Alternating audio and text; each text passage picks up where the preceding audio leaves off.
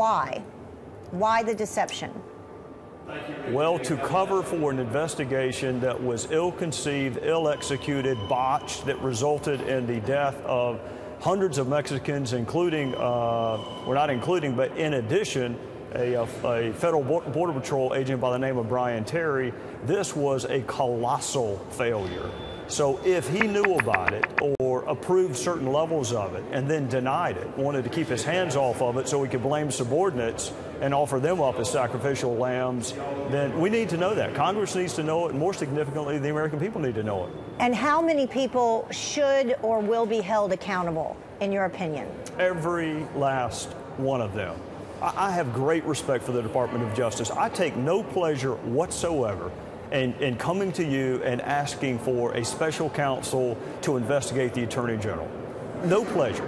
I worked with ATF for 6 years. I have a lot of respect for that federal law enforcement agency, but I have more respect for the concept of justice and fairness. This is not the Department of Obfuscation or Deceit. This is the Department of Justice. And whatever it costs and however long it takes, people need to have confidence that when members of that department come before Congress, their testimony can be relied on.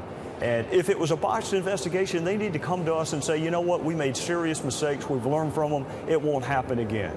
But rarely is it the crime, it's always the cover-up, and that's what we need to get to the bottom of. And does this rise to the level of being a crime?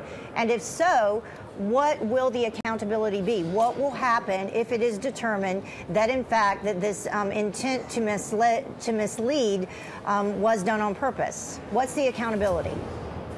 Well, I'm very careful not to use the word perjury, because that's a legal conclusion that can only be reached by the finder of fact, a jury or a judge in a bench trial, and I'm not the finder of fact. It was a demonstrably false statement, which means we can prove it was false at the time it was given. I can't tell you what his intent was. I can't tell you what was on his mind. I can't tell you whether he was having a bad day.